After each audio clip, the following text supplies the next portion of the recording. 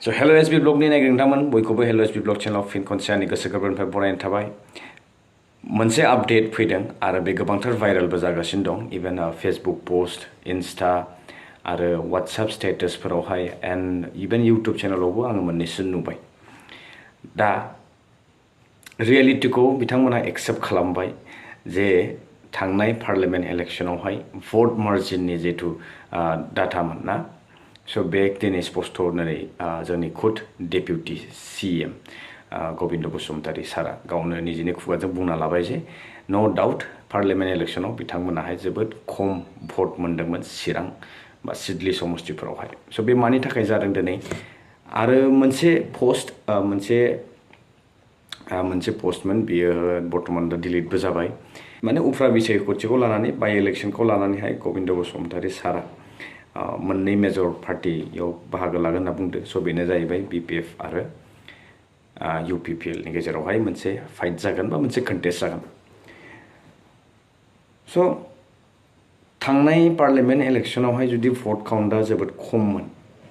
एक्जिस्टिं government जेथु दंखायो अब्लाबो बिथांमोना मानो खम मोननायमोन आरो दा बिथाङा कन्फिडेन्टलि बुंदों जे फैबाय थानाय जेथु बाय इलेक्शन बेवहाय गोबां मार्जिनजों देरहागोन बे बोरैहाय जाथावना स' पाब्लिकआ अब्ला दिनै अपोजिशननि फारसे मोनसे एट्राक्शन जानायखौ नुदों आरो बे मानि थाखाय जायो जेब्लानोखि रुलिंआव थानाय सरकारा गोबांथार खामानि मावनांगौ बा मावनो लानाय बेफोरावहाय फेलें जादों नामा जायनि जाहोनाव दिनै भटार्स रायजोआहाय माने ओरै डाइभार्ट जालांनायखौ नुदों स' बेजों स्पष्ट 2025नि इलेक्शनावबो हयथ' माबा मोनसे बेलेग जोङो महर नुनो मोनगोन जेहेतु बे बाय इलेक्शनाबो मोनसे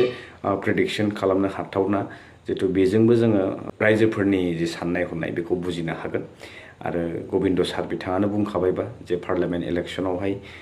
बिथांमोना भटखौहाय गोबां खम मोनदोंमोन गोबांथार ओनसोलावनो स' बेजोंहाय ओभारअल माने BPFआ मोनसे केलकुलेसन खालामदों जे बिथांमोना 25नि इलेक्शनावहाय गोहोखौ लाफिननो हागोन बेबायदि नुहुरदों आरोना स' बे गावबागाव साननाय आरो रायजोफोरा मा सानदों रायजोफोरा मा सानाखै दा रायजोफोरा थिक खालामगोन बाय इलेक्शनबाबो मेटार खालामगोन बाय इलेक्शनावबो जुदि थारैनो 25आव फैजानो लुबैदोंब्ला निश्चय BPFआ बेवहाय माबा मोनसे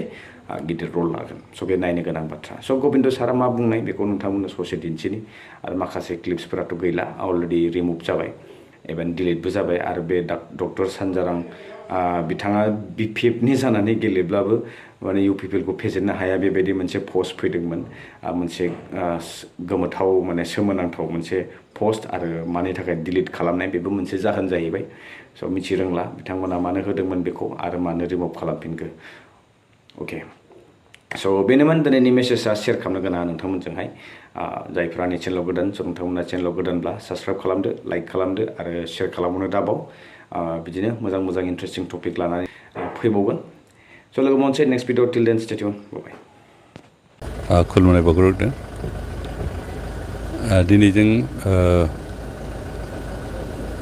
फेरेंगा बिथांजों आंजों नैबे सिडली सिङाव थानाय चार्च अर्गेनाइजेसनफोरनि लिडारफोरखौ एसे लोगो मोनदों बिथांमोननि मन'भाबफोरखौ माथो बेखौ मोनदांनो थाखाय जिहेतु जोंहा बाय इलेक्शन जानो थांगासिनो दं 13 तारिख बाय इलेक्शन जागोन आरो बेवहाय केन्डिडेट हिसाबै हयथ' सानैया मेजर जानो हागौ